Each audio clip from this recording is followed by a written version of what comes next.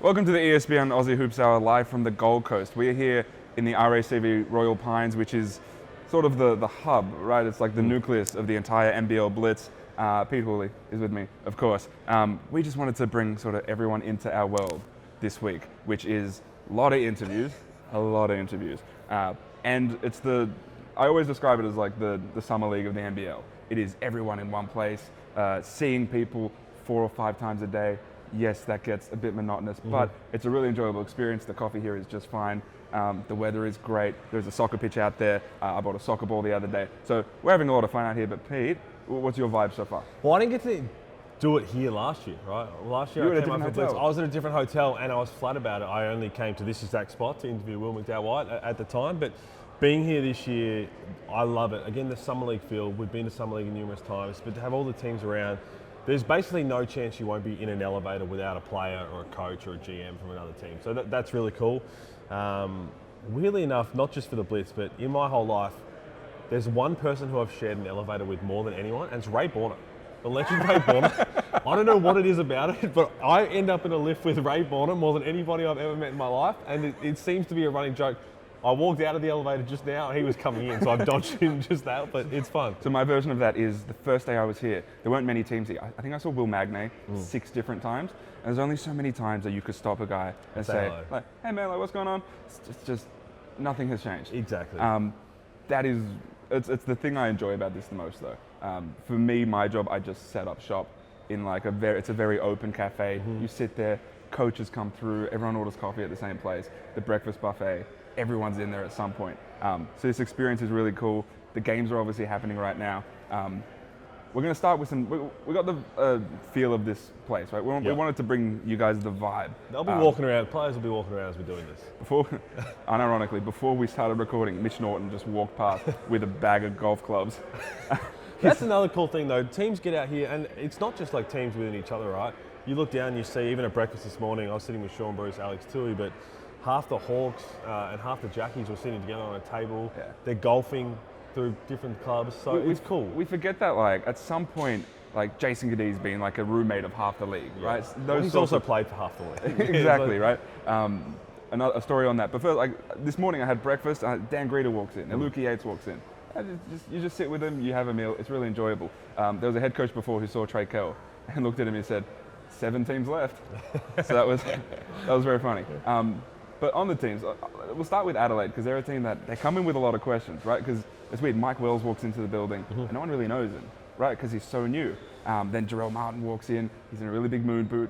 Again, a lot of questions. We're going to see him play tonight. What's your initial feel on them? The feel on the team, probably separate to what I feel right now about Mike Wells. Let's start there because there was a big thing, right? Yeah. The whole Mike Wells. I met him in Vegas in Summer League for the first time and got the sense of, one, that man's very well respected around the Summer League traps, around a lot of people, international experience that come. We saw his resume, all of that. But in the last 2 weeks, I've had 2 phone calls from other opposition coaches in the NBL talking about other things, but they've always ended on they're hearing glowing reports coming out of Adelaide about the job Mike Wells is doing. Yeah. And that doesn't surprise me. I don't think it surprises you. It's the thing that everyone says, right? So when Scott Ninnis was pushed out, there is a love for Scotty Ninnis, right? For what he did, for how he sort of saved the back end of that season. But there is also an acknowledgement that Mike Wells is a really good basketball operator, right? And that the things are running really smoothly. The operation is great. The feel of that was very distinct from every person in that building that I've spoken to. So everyone sort of knows it. They know that it's a good chance this could be a really good basketball team. Because he is a good basketball mind. And it's hard, right? Because of the way it all went down, as Tess Madgen, it's just behind in the camera. Because of the way it all went down, if they had their time again, I feel the Sixers, would they do something differently? Probably. Sure. Just the way that... At the very least, it was a bad financial decision. Right. The way that it all... And I understand that. But again, now they're just like, okay, what's happened has happened. We believe this is the best way forward. And even the players are buying into that. Yes, there's disappointment at the time. And the hard thing is it's a professional industry, right? These things happen. Again, if they had their time again, I think that they would have chosen to go down a different path with how they dealt with it all. But leading into it and with the team, I think the biggest question mark now, Jarrell Martin, obviously, in the moon, but hasn't played for some time. That's a massive concern off the jump, but also their depth. Yeah. And that's the one where you had the reports of Lamar Patterson having the trial. With the things I saw, the reports, the Lamar the Patterson, reports, the Hooley's hearings. Well, again, and he went down there and had the tryout. Yeah, he was. I thought it would have been a great fit. They didn't feel like he was in shape. Yep. They moved on from that, but they haven't. I don't think they've stopped that search. Yeah. They are still eyeing an import of some sort, right? Whether it's someone who gets cut from a training camp roster, they're trying to bring someone in. Obviously, that means someone has to go out, right? Right? Who would that be? Would that be a Rigoni? Would that be a Starling? I don't think they've made that decision yet. I agree with you that the decision they should have made was bringing Matt Weston in before making big decisions, like bringing in a Scott Ninnis, right? That would have just saved them a lot of money. And if this happens as well, it just would have saved them so much money. For sure. That was an objectively bad decision from that team. And the way that you can look at it from an Adelaide point of view is we want to make the right decisions now, even though they're hard, but we talk about their depth. And to be honest, if we talk about contending this year, they're probably going to have to make that move, aren't they? They're going to have to solidify their bench unit, solidify another scorer with the question mark around Jarrell. We know what DJ can do. We know what Isaac Humphries can do. Kendrick Davis, we've seen a small amount, but I think he's going to be very good in the NBL. But 3 players don't win you a title. Yeah, so 2 things. Kendrick Davis is very talented. And I think we saw that in that first preseason game against the Bullets. We know this. My big question is whether he can be cohesive with DJ Vasiljevic and Isaac Humphries, right? Whether they can all learn to play together. I think that's an open question. We'll see how they look here. Jarrell Martin is not healthy, and he's not close to being healthy. He is not only their starting power forward, he is also a backup center. That's 2 rotation spots that you're not going to have really early in the season, and we know that a season can end by losing a lot of games early in the season. And so there will be consideration about bringing another person in over him, right? Really? Whether that's replacing him completely or as an injury replacement, there is consideration already being put into that, as well as that other import. And it doesn't surprise me to hear that again, because he is important. The backup 5 spot is the one, right? Ben Christie, college kid. We're going to see him in the future in the NBL. He's so young, and to be thrown into a league that has some incredible athletes in the 5 spot. In terms of back to basket bigs, where you've got a kid who the size of him could try and hold his own as a rookie, Isaac Humphries is the main one, and he's on your team. So the rest of the bigs, like Keanu Pinders and Cam Oliver, they're athletes. They're going to put the ball on the floor. So that is an understanding concern, the Jarrell Martin one, because when we heard about him signing, we were thinking that is their backup 5 as well. What they do there and how quickly they have to come to that decision is going to be huge. One team that I know you're close with are the Taipans. We saw them on day 1 of the Blitz. That was their first preseason game. They'd only played intra-squad things. We had them on day 1 of media day. I had Taron Armstrong. He was great. He's one of the most intriguing players going into this season, because they have built this team around him. They've given him the keys, which is a very tough thing to do to a 22-year-old. He's about to turn 23, but he is very young, but very talented. I think he's worked on his body. I think the vision is there. I think he's worked on controlling the pace of the game. I'm really intrigued to see what Taron does this season. I think this is going to be a massive jump for him. We saw a little bit in that preseason game that, as you're right, he understands now that this is his team. And I think what gives him the confidence to be able to go out there and take that leap this year is that 41 has been open saying that to everybody else, but 2 has complemented the pieces around him to do so. It's all well and good saying that, but if you don't put the right pieces around a young point guard to thrive, it makes his job harder. Last season, it was Tajir McCall and Pat Miller, 2 non-shooters around this guy who can create advantages and pass, right? They wanted to open the floor for him. That's what they've done. They've done that, and I think Rob Edwards is going to be a stud. So do I. And dynamic. I always, pre-season, we have to do our early predictions and early thoughts, and a lot of people were saying Cairns are going to finish last. I didn't answer that question. I'll put that out there. Very cowardly of you, but I understand. I would not have put Cairns in that consideration whatsoever, because I don't think Adam Ford would allow them to finish last. When I say that, he demands a different level of hustle and hard work, where if you show up enough playing that way, you're going to win more games, I think, than people expect. And that's what Cairns have done. Yeah, I think Rob Edwards, I agree. He's so dynamic, right? He's got like a pop to his game. I still have questions about Pedro Bradshaw. I want to see what he is. I wasn't a huge fan of him trying to get all salty, right? I'm not a fan of that. I'm not sure Adam Ford necessarily would be either. When talking to him before, they knew that he was the guy they wanted. This was a couple of months before Summer League when I was speaking to them. They're like, look, we got a guy. He's a 3-and-D niche guy, and that was the one they kept their eye on over Summer League. And when I looked at the scouting report from a lot of other NBA teams around that, that's what he is. He was a 3-and-D guy. Now, to come in here, this is the thing, right, when you bring in new imports to the NBL. What you were really good at to get to the NBA or a top Euro team is what you should probably try to do again. Yeah. The example most recently is Jordan Usher, for me, where he came in and defensive reputation, said he wanted to be Defensive Player of the Year, went out there and had 35 in his first game, and probably, understandably, will have been the same, thinking, I can be an offensive weapon in this league, when that's not exactly who your reputation is or what the team needs. So it's also a misunderstanding of the level of this league. Correct, and I think that that's something that will play out, because if Pedro Bradshaw is a 3-and-D guy, knocks down a 3 at a high rate, locks up the best opposition wing, Rob Edwards is going to be fun to watch. Yep. He's fun to watch, called the Microwave. Yeah, true. That's the nickname. Sam Wardenberg, I think, is set to thrive back in his power forward position. And Tanner Groves. I like Tanner Groves. He's an Adam Ford player. Yeah. I think I spoke with him before. He said he was sneaky athletic. He threw down windmills in warm-ups, right? But he's big and he's smart. Yeah. And I think that helps. And with Taron on the floor, this team will play 5 out at all times. Everyone can shoot the ball, practically. Yeah. Right? And I think not enough people mention these guys, but Kyron Galloway went to this team for an opportunity, and we've spoken a lot about his potential, but also AK Gack. AK Gack is someone with such a high ceiling, and he's sort of ready to sort of leap into that, right? The interesting thing was, I asked a lot of people, not just when I spoke with the Taipans, but sort of around the traps here, about Taron. And it was like, what is it? Like, what's improved here? And you expect everyone to say, yeah, the vision, this, like the body, the shot. Leadership was like the thing that people mentioned, and that surprised me. And I spoke with Mark Radford, right, Tasmania JackJumpers assistant coach. Very close with Taron. Close with the Armstrongs, and he's helped coach him throughout his journey.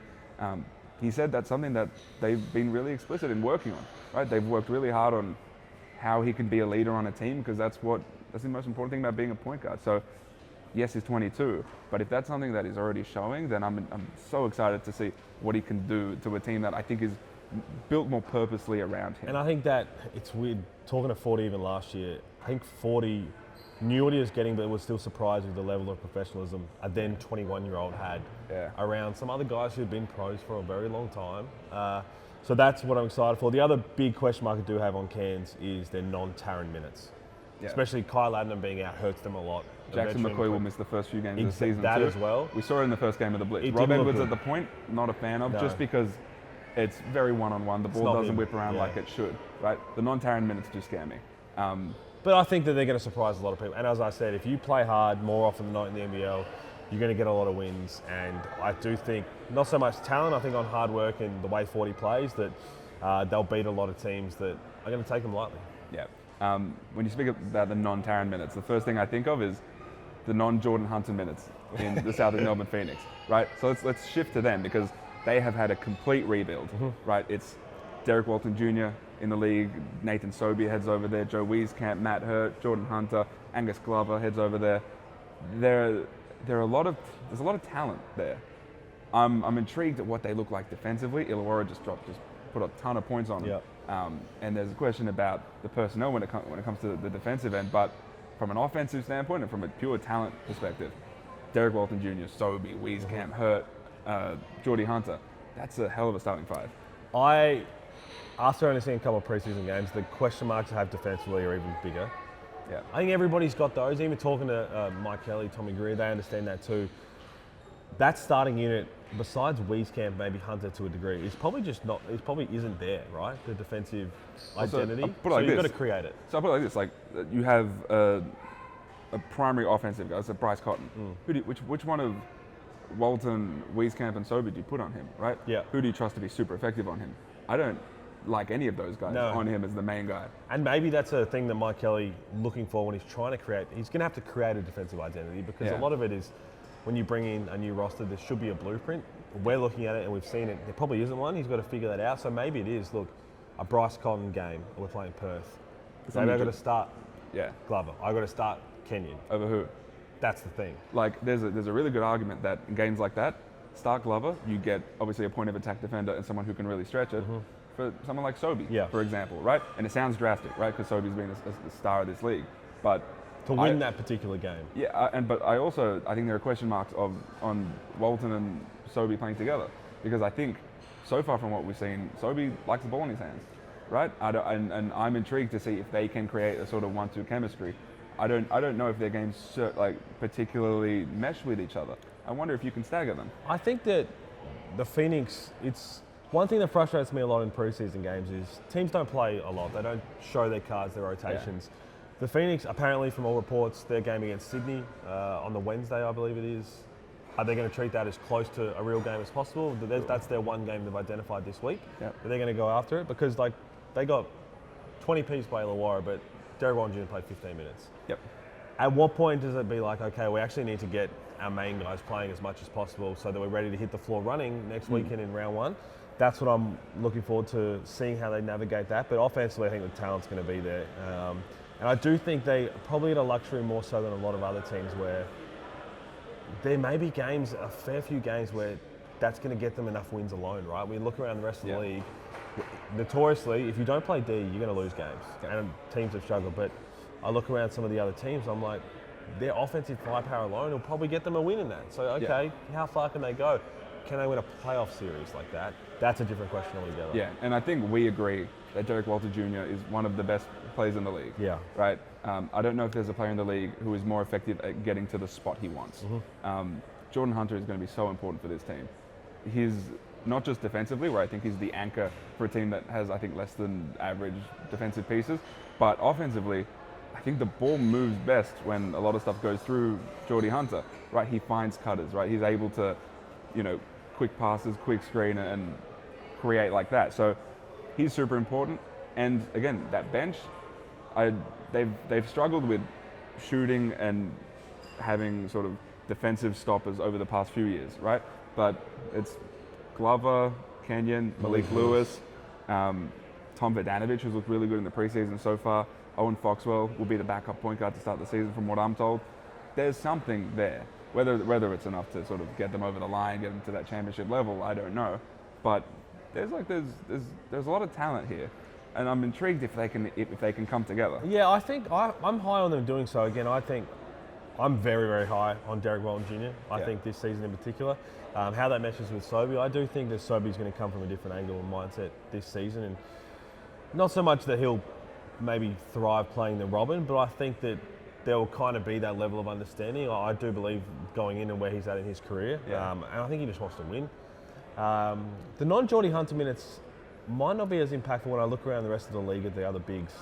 Thinking of, there's a couple of bigs. You need Jordy Hunter healthy and available for a Will Magnay and Isaac Humphries, especially. But then you look at, okay, if Jordy Hunter's in foul trouble, he's not available, can we have a Malik Lewis or someone slide down and be a bit more athletic to guard a Keanu Pinder, to guard a Cam Oliver or a Xavier Cooks when they slide down? Freddie Gillespie for New Zealand is a big body, but he's not an offensive weapon. But he's not an offensive threat. Exactly. Yet. I know Petteri Koponen wants to unlock him in that.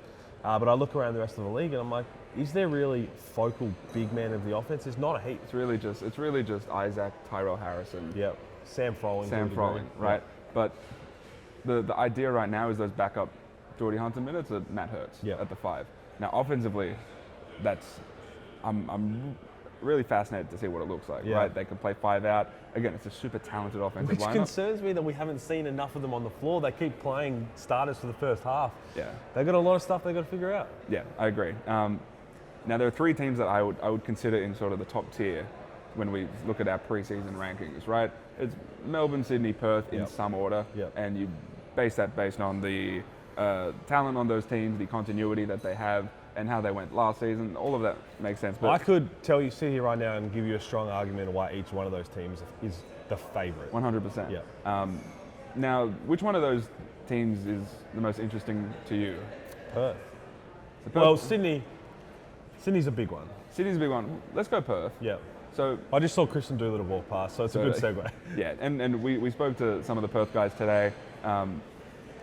One thing, and it was weird, I spoke with JR about this after we had a chat today, and I've been telling everyone, and I'm really glad that JR said it. People are really understating what the hell Dylan Windler is. Dylan Windler has, unironically, an argument to be the best player in the league.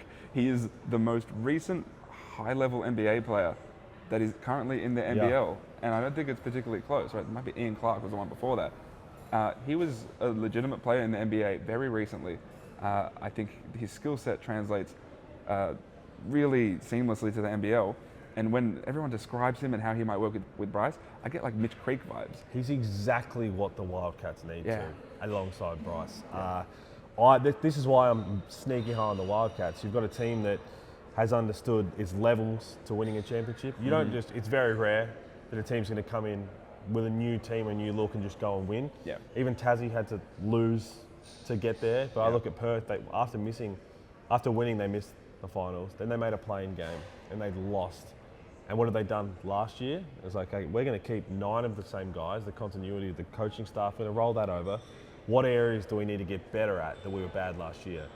Rebounding. Dylan Windler is a beast on the boards for his size, and even talking to him, I interviewed him today as well. He loves that, and he loves that challenge, and Perth identified that. And shooting to create space around for Bryce, for Keanu Pinder, and he's a knockdown shooter. And then you've got Elijah Pepper, Ben Henschel. Those minutes will be interesting, which we'll talk about. But that's why I am sneaky high on Perth doing some damage. Dylan Windler's not just a knockdown shooter. He's a knockdown, like, 4-point line shooter, right? So when you talk about spreading the floor and opening things up for Bryce, Dylan Windler does that, right? It's something that I think, for example, Angus Glover does in Southeast for Derek Walton. Yep. His range is something that I think is unique. Dylan Windler has that too. Again, the continuity is something that I'm putting a lot of stock into this season, which is why I'm high on Melbourne, when others, I think, are maybe sleeping on them a little bit. But Perth, the continuity of Ty Webster, whatever you think about him as a player, the continuity matters. It's another season of him and Bryce together. Yep. Windler coming in, such a high-level player. Keanu back, Ethan Almansa. He's going to be good. He's going to be a really damn good basketball player, right? He'll be better than what Alex Sarr was, right? It's just as far as the output he'll bring right now. And from what we've seen in the preseason games, Ben Henschel and Elijah Pepper, I feel like it's almost diminishing to call them microwave scorers, right? Because they're so much more than that. But their ability to come on and put points on the board in a hurry, they have more trust in what Ben Henschel does defensively because of how he's worked on his body. Where the minutes are, I think the minutes. Looking forward to this. The minutes juggle is going to be weird because that for you. Yeah, Bryce will play 40 minutes. Yeah. Ty Webster. They're open about that too, and that Totally. Bryce is ready for that. Yeah, like Bryce will play 40 minutes. It's a John Riley team with Bryce Cotton. He'll play 40 minutes. Ty Webster, in an ideal world, plays 25 minutes. So say at the 1 and 2, you've got 15 spare minutes. You've got Dylan Windler at the 3, That's theoretically. 35. Right. Christian Doolittle. 35. He also slides down to the 3 because you have a smorgasbord of power forwards that you can throw in there as well. I think Dylan Windler will play a bunch of 4. I think that might be his best position in the NBL. I don't know where all these minutes are going to be for Henschel and Pepper, but these are super talented guys who I think fill a need for the team around Bryce that you have to find minutes for him. Can you see a world where both Pepper and Henschel play meaningful, consistent minutes? Not substantial minutes each. And that's my worry. I don't see more than 10 minutes. I think one of them plays sub 10 minutes and the other might not hit the floor. I've thought about that since we've seen the preseason. Is it John really going with, look, Ben's last year was learning the ropes and he's put the size on, we trust him a little more, and he shot the ball really well in the preseason so far. You just came in, you'll get your opportunity, or is it, hey, let's kind of roll the ball out and one of these two can kind of fight it out? We'll see soon enough. Yeah. It's the sort of battle for the minutes at the 4 is so interesting to me because they theoretically have like 8 different dudes who can play the 4. Their best 4-man might be what I think will be their starting small forward in Dylan Windler. Yep. They haven't been starting him. I assume that'll change. Has to. They've been starting Hiram Harris. Obviously, he's super effective. Also, our fans underestimate, like, John really, the trust guy, like, everyone has a trust guy as a coach. Yeah. That is Hiram Harris for John really too. Think last season, right? Things were not looking great. He was put in the starting lineup. Even if that was like symbolic, it was the thing, it's going to stay in your mind, right? Yeah. And I imagine that John really feels that way. Every coach has their trust guy, and that is obviously Bryce, but it's also Hiram Harris. And again, Ethan Almansa will play, and he'll be really good. He's someone who other NBL teams looked at as a starter last year. They looked at him and they said, look at all these power forwards around the league. Look at Xavier Cooks and Mitch Creek and what Jack White did and Luke Travers. Ethan Almansa is a version of that. They thought that last season. So think about him with another season under his belt here. He's going to be a really high level player for this team. The Sydney Kings. I spoke with, who said this to me? There was an assistant coach here who was like, Sydney Kings might be the deepest, most athletic team that I've seen in my time here. Yeah. Like 5-ish years. And they very well might be. And we saw them absolutely obliterate the Breakers in their 2 preseason games. We saw one of them, one was behind the closed doors. Those were 30, 40, 50 plus wins, right? What is there not to like about this team? You know what? No, let's start positive. What's your favorite thing about this team? Oh, so look, you got Jalen Adams back, Xavier Cook's back. No, I think the favourite thing sport of wings is the defensive identity that we talk about, like the most athletic team. If they pick up where they left off in those little games against New Zealand and they thrive on playing that way, if they are okay with... Gorge had an interview where he said that it's going to be like a wrestling tag team match. I thought the ice hockey would have worked better as an analogy. But not Gorge, no. Oh, we're going to full court press and you get tired of 5 minutes. I'm bringing in someone else who's fresh and we're just going to stay in your face. If they do that and they do it consistently, it's going to go down as one of this... The word terrifying got said to me. It makes sense though. Yeah. You think about you're a point guard and I've got ball qual like trying to get up full court in me. You can't release the pass because if Xavier Cooks gets out in the lane and steals that, or Alex Tui, then it's gone the other way. Yeah. And you're finally like, oh, Ball Qual's going to sit down, Isaiah Liafa comes in, or Sean Bruce comes in. They just don't stop. So that's, I think, something that's going to be very interesting to watch. Yeah. And I'm looking forward to seeing that because, again, as a basketball purist, I love that. Yeah, they have so many, not just point of attack defenders, like Alex Tui is someone who I think will take a leap, especially on that end. Ball Qual is widely regarded as one of the best point of attack defenders. And that's before you even mention Jalen Galloway or Isaiah Liafa, right? There are so many of these like wing defenders. It's crazy. They will be largely positionless. They'll play wherever you want. And again, all of this is before you even mention that Xavier Cooks is on the back line, right? And someone who I think is going to play a decent amount early on, and it might surprise some people, is Kelly Lupepe. Yeah. Who, again, trust it. You know, as a rookie, he might be one of Gorge's trust guys. From what I understand, just from speaking to people, the feel is that he might start during the regular season. At some point. I think he might start to open the regular season. Really? The idea of Kelly, who offensively, there's some trust that he can play next to Xavier Cooks because he has some touch, he can stretch it a little bit. But defensively, he moves people, right? And yes, they give up in size, like height-wise, they make up in density, right? And I think they like what Kelly does. I think they trust him. I think they think that he is this guy who can really complement all this talent, right? And Cam Oliver is, again, the fact that it's taken this long to mention Cam Oliver is crazy. But he is obviously high-level starter in the NBL. But can you actually see that going down? I've heard since being in the Blitz, I've been told twice that it looks like Kelly Lepepe could start. Right, and the idea of Sean Bruce and Cam Oliver as your 1 and 5 off the bench, and Cam Oliver is the go-to guy right off the bench. As soon as he hits the floor, he's the primary guy. Right, he was a 17 and 10 guy in the league when he was here at 23. Right, he's theoretically hitting his prime right now. Why not, when he comes off the bench, make him your go-to guy? I've heard enough that I think it could happen to start the season. They're just, and again, we haven't even mentioned Jalen Adams. He's one of the best players in the league, right? One of the best scorers. This team is just built incredibly well. There's some depth issues at the 5, maybe. I wonder if the size is going to be an issue, but I think that's something that a lot of teams are not really caring about. Yeah. And I've spoken about this on a couple of other things leading into this Blitz especially, is I'm looking around and who's the focal point at the 5 spot where you're really going to have to, that's your scout. Your main scout is, we've got to shut down this guy. You think 3 of the 10 teams, right?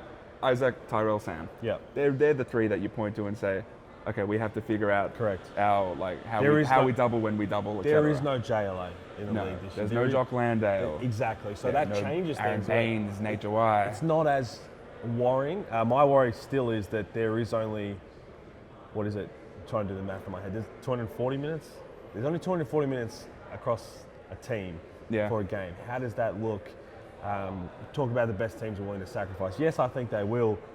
Is Gorge saying that there might be games where you play 5 minutes, but the next game you play 20? Is everybody okay with that? Because if from the outside in, Cam Oliver's a 30-plus minute guy. Yep. Xavier Cook's nearly a 40-minute guy. Jalen Adams is probably nearly a 40-minute guy. Ball Qual is definitely a 40-minute guy. Alex Tui is going to be a 35-plus minute. Yeah. Where does that happen? And again, I'm fascinated to see it all play out, but after the Olympics, and I was talking to Luke Longley, and Luke Longley was just like, the pieces were starting to come in, but he was raving about Tyler Robertson. Yeah. He said Tyler Robertson has been one of the best players on the floor, rookie coming in out of college. He's a unique guy to watch. But there's also the case of, we might not see Tyler Robertson this year. Yeah. And if he's performing that well, what does that mean for how deep they are? Yeah. I'm interested to hear what you think about. I spoke with Gorge, and the way he recruits is so interesting. He basically says to a person, you are coming for this opportunity, for X opportunity. And if you don't fulfill your potential with that opportunity, we will suck. Yeah. And it's not a case of if you work really hard, then this will grow and whatever. It's like, no, I'm recruiting you to be this. And if you're not this, we're not going to be very good. Do you like that strategy of recruitment, or do you feel like it's if you come and obviously guys, if you work really hard, like you can earn more opportunity. But I thought it was a really interesting way of bringing a guy in. Yeah, I think there's a way to look at both sides of it. The main thing that sticks out for me with the way that Gorge is recruited also is you've got all this talent. So tough decisions are going to be made about rotations. And again, it could end up being a silver lining to a situation none of us expected, but Cook's not making the Boomers team. For Gorge to have to have made that decision what he thought was right. If you're a player on the Sydney team and you've been recruited as like, I'm a starter, 30 plus minutes, thinking, this is my spot. Now you have thinking, Gorge is not afraid to make the big decision when it matters most as well. Yeah. So that's something that I think can work in their favour because you have guys who are competing at a high level. But it is fascinating because a lot of coaches have different recruitment styles, but can't argue with Gorge yet. We've got to see the season play out. Yeah. Why aren't enough people high on Melbourne United? I don't get it. I think because they're a little older in their leagues, which I can understand that case, but if you are a true NBL purist and you've followed it for years, you should be understanding that defense is going to put you in a position to win a championship more often than it's not. If you're should be elite, a top 2 defense. They will be a top 2 defense by far. I think the biggest thing is the Luke Travis Jack White thing I don't buy into because I think you can make a case for both, and I'm very high on what Jack White can achieve this year. Speaking of Dean Dickerman there, there's currently a couple of habits he picked up overseas they're trying to get out of him. Like so, what? Well, he didn't go into it. I tried to ask. He said, no, it's between me and Jack. They have told him that they want him to shoot less threes. I think I've heard this. Well, he said that they were trying to he would like him to get up 3 or 4 a game. I agree with that. Yeah. Is it maybe that he's getting up more than that? I think so. Yeah, I think it's more of like, hey, use your body, use your power. What's going to help me get to the NBA? I need it. So overseas, he was trying to take a lot of outside shots. But hey, man, also, not many are going to meet you in the air. If they meet you in the air, you're either going to dunk on them or you're going to go free throw line. Yeah. Stuff like that. But I think Jack White's going to have a massive year. But also, it's the losing of the JLA, right? It's okay. They've lost another massive focal point on their offense. Where are all their points going to come from? CG's 35 now, but he's not slowing down. That's the thing you got to realise. And Delhi's now an offensive threat. And I think for me, when we talk about other teams, I forget when I look at Melbourne United, I do forget this is a new Delhi. And I think that's where it comes from. We all see Delhi and we have forgot that, well, these guys are scoring now in the NBL. And probably now more so than ever, Melbourne need that from him. Yeah. 3 things. Firstly, not just Delhi, Shilly. Yeah. Shea Illy was dealing with a shoulder injury last season. It really hampered him. And I don't know if enough people know the extent to which it did hamper him. There would be times where he'd maybe fall to the floor. It's always like a nerve thing. Yeah. Wouldn't be able to feel his arm for like a minute, right? So that's one thing. The way he played for the Tall Blacks as well.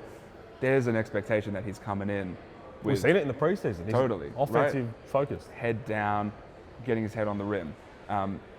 There's also a part of losing JLA and Luke Travers, bring in Jack White and Marcus Lee. I think Jack White can bring a little bit more than what Travers brought. Yep. And then Marcus Lee is more of this complementary guy. Yeah. I personally like that balance. Yeah. Of someone in Jack White who I think will shoot it better than Luke Travers will. And then you don't need someone who's going to almost take up space. Like Marcus Lee will fill the gaps when he needs to, right? He'll block shots, he'll run the lanes, like he will do all the little things. And I like the idea of empowering the guards a bit more, empowering Jack White, and keeping your center spot as 2 complementary guys, Marcus Lee and Rob Lowe. Rob Lowe is someone who I think a lot of people should talk about because he was really impressive at the start of their season last season before he had to go home because he was a replacement player. He's in good shape too. Totally, right? Who shoot the ball, that's something different they bring. The other one who, we speak about him every year, and I never believe it, but I think I believe it now. It's Tanner Krebs. Yeah. Now, Tanner Krebs has unfortunately always been he might break out. This is the year he's going to break out. I go to a lot of United practices. I've seen all their preseason games. The way he's guarding is way different to what I've seen in the past. He looks slightly more athletic. He's staying in front of his man way better. There is something different about Tanner Krebs. Not just, he can shoot the ball, right? And I think he's been able to do that. Should do that with more consistency. That comes with experience. But I think the way he's guarding is the thing I think will keep him on the floor. And it's going to be so important because it'll help preserve CG as the season goes on. And I think they knew that from last season, that maybe they wore CG out a little bit too much. He was dealing with some niggling injuries. Tanner Krebs will be super important to this team. And again, I'll tell you exactly where that came from. I think that's Tanner Krebs arriving in Melbourne last year and looking at the long contracts around him in those positions and being like, man, like, Shilly's still there, Delly's still there, CG's still there for these numerous seasons, so they're not slowing down. How am I going to get in there? And history shows, Dean Vickerman, if you lock up defensively and show the hustle, you're going to find your way on the court. That's how it was when I was playing for Dean. That's how it's always been for Dean Vickerman coach teams. And Tanner has completely bought into that and being like, hey, we've got offensive weapons. I know I can do that. But if I want to separate myself from anyone fighting for minutes in whatever position, I think there's a chance we see him slide down to the floor a little bit. They play small ball because there could be some minutes there. Although another one who's just going to be a semi-trust guy really is Kyle Bowen. Dean Vickerman loves that already. But he's bought into that. And again, when you're a coach, you probably can't ask for more for that, which is why you're like, I'm going to have to find minutes for you. Yeah. United, Sydney Kings, I think an easy early bet is the top two defenses in the league, which gives us good reason to believe in them, just general success. We had the Illawarra Hawks today. Yeah. Oh man, I don't even know where to start. That is, I left that, and again, I think I'm doing 86 interviews in 3 days. Like, I am exhausted. All right, hero. Well. But it was more of like, he comes in and he gets methodical at times because there's another one coming back in and we're talking about life and everything. The entire 2-hour slot I had with the Hawks, I was just happy. It was weird. Every single guy is a character. They're fun. The way they talk about each other, they take the piss out of each other, all of that. And then Justin Tatum comes in and was just ragging on them all. And I'm just like, this is a very, very fun group. Tell me about your experience up there with Darius Days, because hilarious. We had like 10 minutes in there with him, and then we're in the corridor, and it was 20 minutes of just chit-chatting there. We spoke about his time at IMG Academy, LSU. His best friend is Naz Reid. He's such an extrovert. He's a really enjoyable player, and when he signed, so he's their most recent import sign. He's the theoretical Gary Clark replacement, right? Whether he reaches those heights, we'll see, because Gary Clark was really, really good. But when Darius Days signed, I got a text from a former NBL head coach, and he said, this is an all-NBL player. And I thought, cool. Now, we saw glimpses of the offense when he played for Shanghai. He was just sort of filling in for Shanghai. We saw glimpses of that. He can really shoot the ball. He's a really talented offensive player. How he is as a complete basketball player, we'll have to see, but I think he's going to come in and fill a role this team needs. I think he's exactly what they need. I'm interested to know, I'd love to know exactly how that worked with the Shanghai thing, because speaking to him today, he said he reached out to the Hawks. So the Shanghai Sharks played the Illawarra Hawks. Then they... He said things weren't working out in Shanghai, and then he made a call to someone. So, well, the thing is, what he told me was that he was sort of just filling in for Shanghai and sort of just like seeing the field. He was feeling it out. Then they went to go play in Brisbane. They played those 2 games against the Brisbane Bullets. He stayed in Brisbane for a few more days and sort of was angling to get back with the Illawarra Hawks, right? Because he was just in Illawarra. He went to Wollongong, and there was an intra-squad scrimmage that involved him, Darius Days, and Jamil Wilson. Jamil Wilson was there. He's a friend of Tyler Harvey's. He was there as their prospective third import. They were both involved in that intra-squad scrimmage. From what I understand, it was a little bit awkward because Jamil Wilson was there. He was under the impression that he's a really good chance to get that third import spot. And then Darius Days rocks up, performs relatively well. They like him. They brought him in for a reason. Dude. And it was sort of a no-brainer to them that this is the guy we're going to get. He fits there, just the culture and the mood around that team so much. I'm excited. He eyeballed the camera probably 4 or 5 times to tell fans things. That's cool. I was like, that's not how we're supposed to be doing this, but it's okay. And he was talking about, he said he loves Draymond Green, and he had a moment in an NBA game where he took a 3 in front of Draymond Green, and Draymond Green yelled something out, and then he missed it, and he said he just felt his spirit leave. But I think it's exactly what they need, and I can't look past them as being a top 4 contender and a legitimate contender because of continuity. They're rolling things over, and we've seen with Tassie, when you have a certain aura and vibe around you. It's very different to Tassie's, but good things happen. And I think they just have that knack about them. They're deep. They've got guys who want to play for each other. I think Trey Kell's a very underrated signing for them. I looked at what he can do around like just getting boards, getting assists, finding Tyler Harvey, just being really solid. And again, even speaking to him today, the way that Justin Tatum recruited him, he's got this kind of level of confidence about him where he's just like, that's what you want to hear as a player. That confidence came over to Dave O'Hickey, the way he's performed. Yeah. I'm sneaky high on the Hawks. We were just talking about Mitch Norton on the podcast. It was all right. What's up, bro? I'm good. It is on, but it's okay. We're live. Yeah. We're absolutely live. we were talking about how Mitch Norton walked past with golf clubs, and here he is again. Oh my God. What do you shoot these days? What are you off? Turn it up. 70. Yeah. So the Illawarra Hawks, when we had JT in today, when the camera stopped rolling, I was like, you like your team? He's just like, man, we're so deep. And I feel it, right? And I think of like the Wildcats, I say issues, like they have so many guys at the 4 spot that they can lean into. And it's the same with the Hawks, right? Because it's not just Darius Days, but it's Lockie Olbrich, who, again, is primed for a giant leap. And then it's all those guys who can play up. It's H.J. Lee. It's Dan Greeter when he gets healthy. It's Todd Blanchfield, who's coming off a great season in Mackay. Can really shoot the ball. So it's like, what are the pieces the team actually needs? It's a really, really deep team.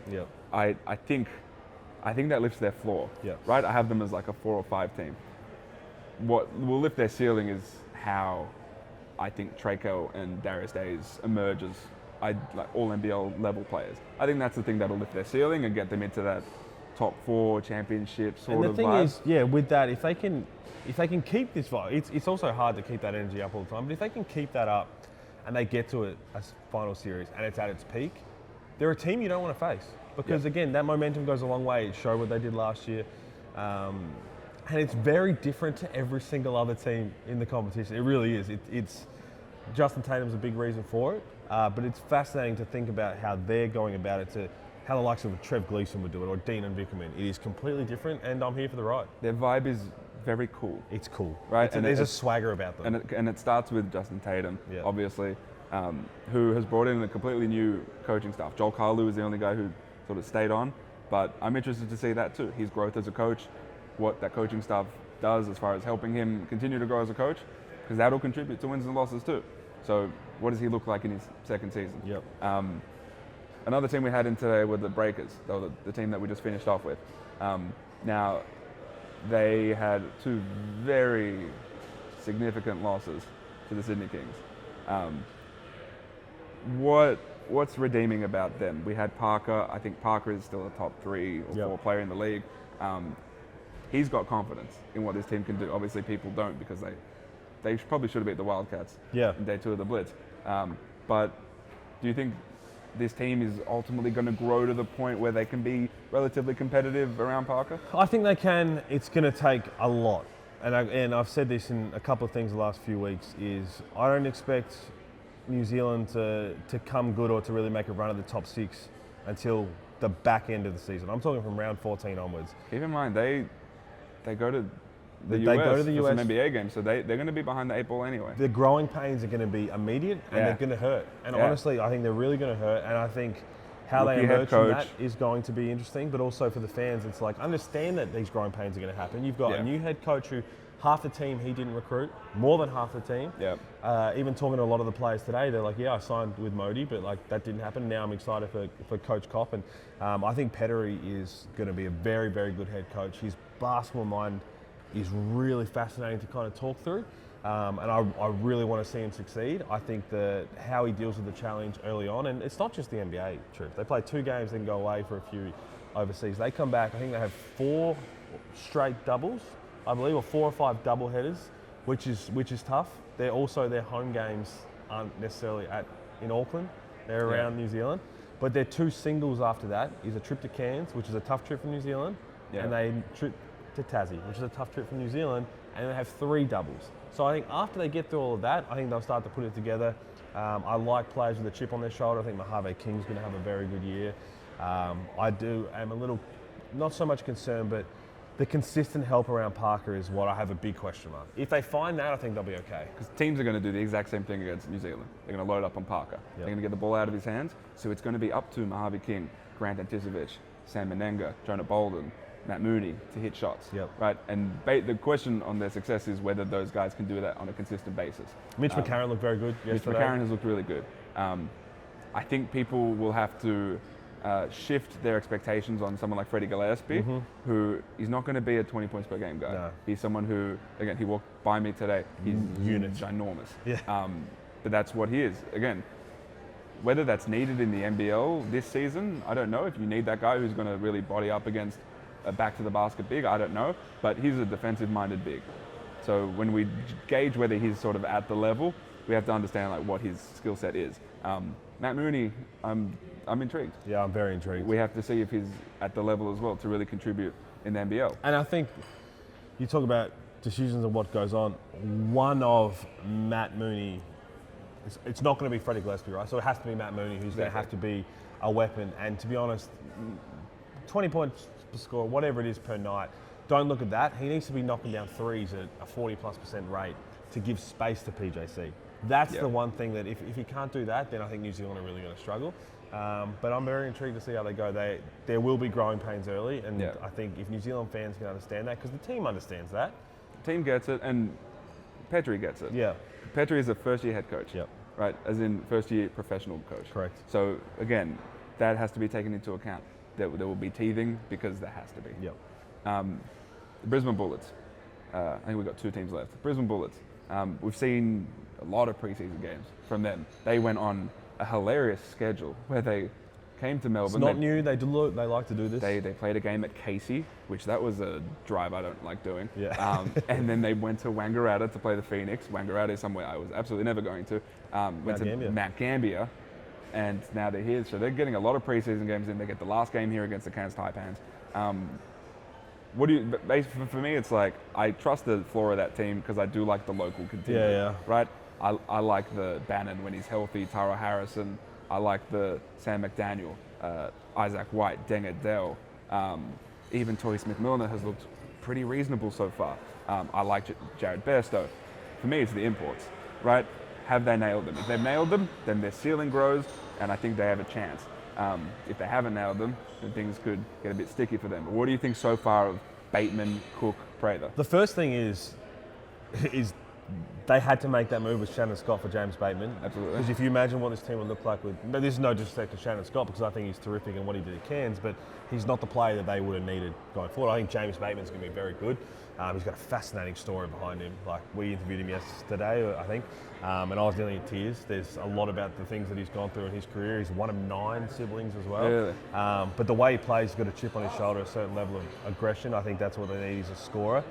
Keandre Cook, they've got a very good relationship together as well, which is always interesting when you bring in 2 imports who have a past history together. If something doesn't work out with one of them, how they handle that. I think he'll be good. I think he's going to be needed to rely on. He said he's going to try and focus more on the defensive end and try and knock down the threes. The Casey Prather one is fascinating to me because talking to Stu Lash, talking to the Bullets in Vegas before that, they're building a team where they're expecting so much from Casey to kind of help them get across the other hump of we want to be a finals team, yes, but we want to contend.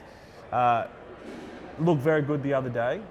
I think a lot of people need to then, you hear that from the Bullets, temper their expectations of this is 6 years removed from 2017, 2018 Casey Prather, but he can still be impactful, no doubt about it.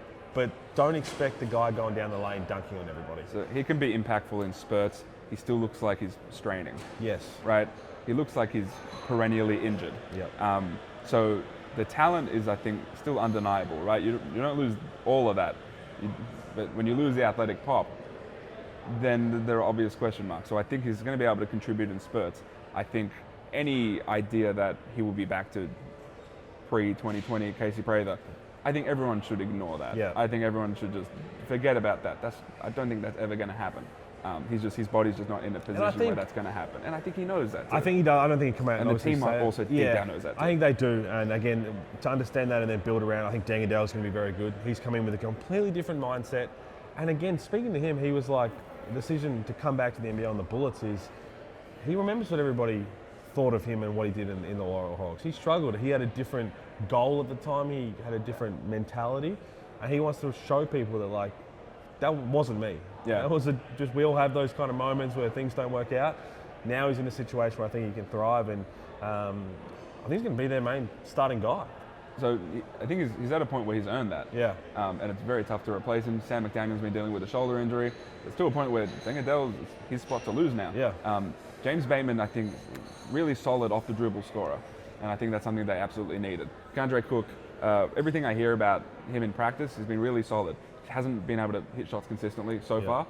Defensively, he's been hit or miss. But again, in practice, I've been told he's been quite solid on both ends. So I think I've seen enough indicators that I think it'll work out with him. Yep. I think he'll end up hitting shots. He'll find his groove. He just needs to figure out where his spots are. We saw someone like Rob Edwards, I think, find his spots real quickly. Keandre Cook, I think will get there. I think the talent's there. Dengadell's so interesting because I think right now he's maybe the best creator on this team. Yeah. When it comes to someone coming off an on ball, getting 2 feet in the paint and creating for himself or others, I think Dengadell is probably the best at that, right? And then Mitch Norton can do some of that. Isaac White can do some of that. I don't know if that's particularly James Bateman's game, as far as like coming off on balls and like being an awesome creator. I think he's a really talented scorer. So Dengadell is someone who I would have come into this season thinking he's like a 12th guy level sort of player, right? Just because we hadn't seen him for a little bit, but he's going to be part of this rotation. He's going to be an important part of it. Yeah. I think he brings a skill that this team absolutely needs. And because last season, I really didn't like their shot quality. I think he'll take a bit of pressure off if it takes a while for Keandre Cook to find his feet, right? Yeah. Chris Smith was not what they needed last year, was not what they hoped for, then went off straight after the season and is doing very well overseas. But if Keandre Cook finds it a different level to adjust to games compared to preseason and practice, then Dengadell doing his thing will allow Keandre Cook to try to get a little bit more understanding, and that'll help his confidence. Yeah. So and I think the team is also not against moving Keandre Cook to the bench. Yeah. Like they did with Chris Smith in the middle of last season. I think that's okay. And again, it's something that Cook has excelled in, which is coming off the bench and being able to score the ball immediately. And I think that's then like you look at the starting fives around the league. You've got Bateman, who I like. If Sam McDaniel's healthy, point of attack defender, Adele, Bannon, and Tyrell Harrison. Yeah. There's enough there. There's enough. Theoretically, there's enough shooting there. There's enough defensive pieces there, and then you have sort of a microwave sort of guy like Keandre Cook can come off the bench. Casey Prather, a bit of an X factor, Rocco. So I'm again. This is why I stayed out of picking anybody for a spoon, because I can make a strong case for teams exceeding expectations. Yeah. Do we have another team left? Tasmania JackJumpers. They're at the bottom of the thing. Defending champions, largely the same team, missing a giant piece in Jack McVeigh. I wrote a story for ESPN, sort of the big questions for each team, and one of them is how do they fill that hole, right? Not just in the spot, but the production that he brings, right? He was their leading scorer, a lot of shot attempts. Where does that come from? Jordan Crawford, Milton Doyle, Majuk Deng is someone who can theoretically step in that position. But where do you think the Jack McVeigh production gets filled? Yeah, it's obviously going to be by committee, right? Because it's definitely not going to be one person. It's probably going to be more responsibility on a Sean McDonald as well to come in.